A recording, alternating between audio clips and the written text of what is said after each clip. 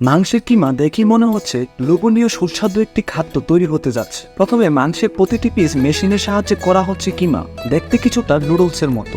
এরপর একটি ক্যারেটে নিয়ে ভালোভাবে প্যাকিং করে রাখা হচ্ছে একটি শীতাতপ ঘরে।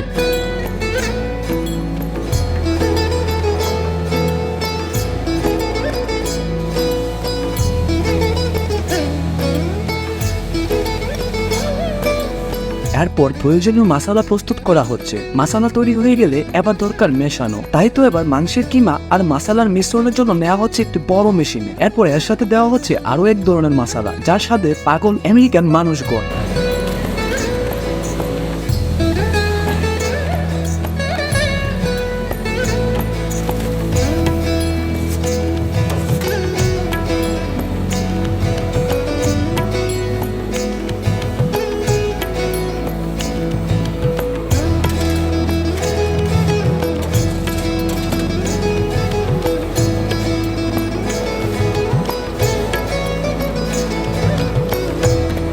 এরপর সাথে বিভিন্ন সবজি মিক্স করে দেওয়া হচ্ছে আরেকটি মেশিনে। এই মেশিনের কাজ শুধু মিশ্রিত কিমাকে প্রতি সেকেন্ডে 5টি করে একটি গোলাকার বার্গারের লেয়ার প্রদান করা। এই লেয়ারগুলো দেখে মনে হচ্ছে কেউ যেন সূক্ষ্ম হাতের আদলে একটি একটি করে বানিয়েছে।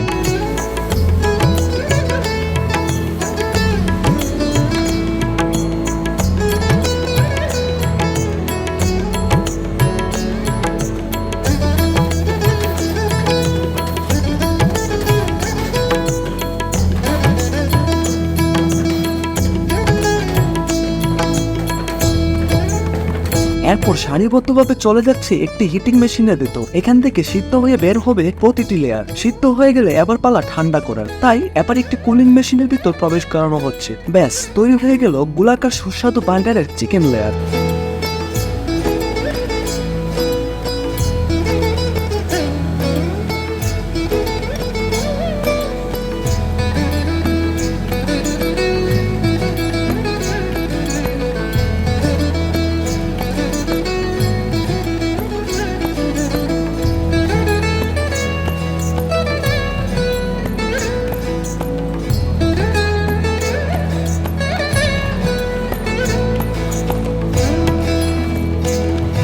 এরপর বাঁধাকপিকে ভালোভাবে ধুয়ে নিয়ে করা হচ্ছে টুকরো টুকরো, আর এদিকে অনেকগুলো মেয়োনেজকে করা হচ্ছে আনপেক হয়ে গেলে এবার সিদ্ধ বাঁধাকপির পানি ছাড়িয়ে নেওয়া হচ্ছে। এরপর এই সিদ্ধ বাঁধাকপি আর মেয়োনেজের মিশ্রণের পালা।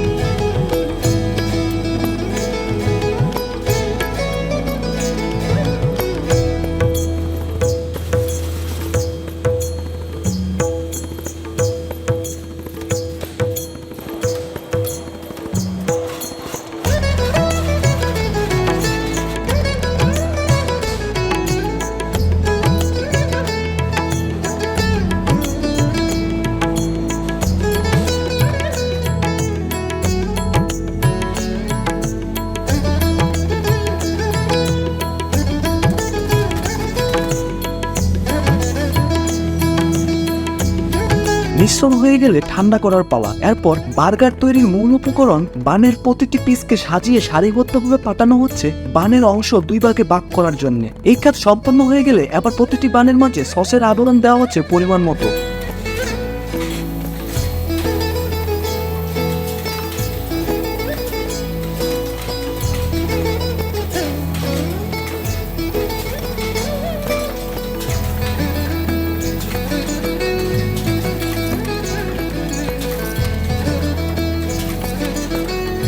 এরপর তৈরি করা সেই মাংসের কিমা যুক্ত করা হচ্ছে একের পর এক বানের উপর। এরপর মিশ্রিত সেই বাঁধাকপি আর মেয়োনিজের সস বার্গারের উপর দেওয়া হচ্ছে। তারপর একটি একটি করে আস্ত চিকেনের পিস দিয়ে তৈরি হচ্ছে এক একটি সুস্বাদু বার্গার।